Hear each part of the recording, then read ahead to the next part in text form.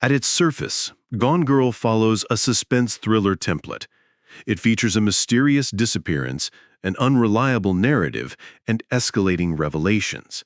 But beneath these genre mechanics lies a profound interrogation of relational identity.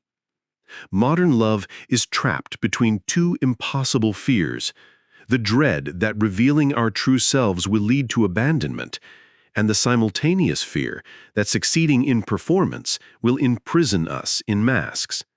This is not just Nick and Amy's story, it is an amplification of a universal emotional crisis. Amy's iconic cool girl monologue crystallizes this theme. She brutally deconstructs the performative femininity expected by patriarchal norms. Her speech, delivered with clinical precision, reveals the price women pay to survive relational expectations. Critics in the UK recognize this as a devastating feminist critique on prescribed gender roles. Meanwhile, European discourse expanded the film's indictment to marriage itself as a fraudulent social contract. This means the film moves beyond mere plot twists to express a wide-reaching skepticism about identity and intimacy in the postmodern age. David Fincher's auteur presence is palpable throughout, building on his thematic preoccupations with false consciousness and constructed identities seen in Fight Club and The Social Network.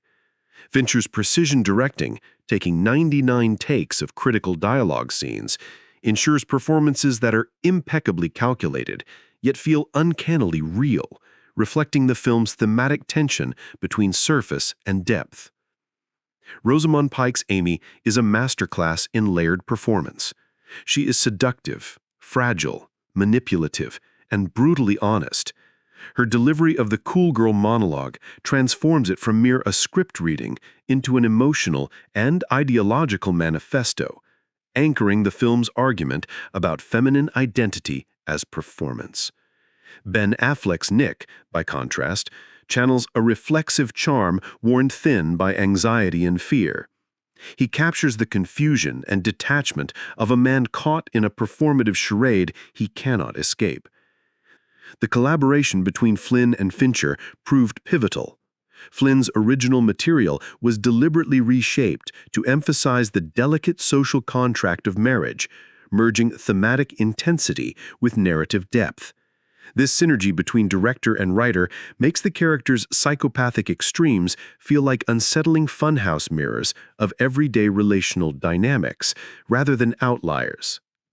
Fincher's visual style embodies the film's thematic thesis through controlled lighting and a muted color palette suffused with moody greens and grays. Cinematographer Jeff Cronenweth's use of wide-angle lenses subtly distorts intimate spaces. These become zones of surveillance and observation, rather than genuine privacy. This technical choice intensifies the sense that every gesture and word in the film is a performance under a watchful gaze. Sound design and editing also play crucial roles. The film's clinical soundscape, particularly in scenes like Amy's artificial insemination, evokes cold detachment, reinforcing the theme of manufactured intimacy. The editing rhythm carefully balances the suspense elements with moments of quiet observation. These heighten the emotional dissonance of characters who are deeply alienated from their own selves and each other. The bookending shot of Nick stroking Amy's head, transitioning from a tender gesture to one infused with terror, visually encapsulates the collapse from performative love to authentic fear. So, what does all of this mean? Gone Girl is not simply a thriller about a missing wife or a dysfunctional marriage. It is a surgical examination of a global identity crisis at the heart of intimacy in the digital age. It argues that the infamous post-digital performativity, where every interaction resembles content production, has eroded the possibility of genuine connection. The film's global impact and $370 million box office success, alongside sustained academic discourse, prove that what Fincher and Flynn captured is not parochial American dysfunction. It is a universal dilemma, the fatal tension between authentic vulnerability and the survival imperative to perform identity. Amy and Nick are not aberrations, they are reflections of the collective narcissism that governs coupling today. Their extreme manipulations are magnifications of everyday compromises and fears. Thus, the greatest horror the film posits is this: to love and be loved, one must choose either to reveal everything and risk abandonment, or to conceal the soul behind a mask. Both are a form of death.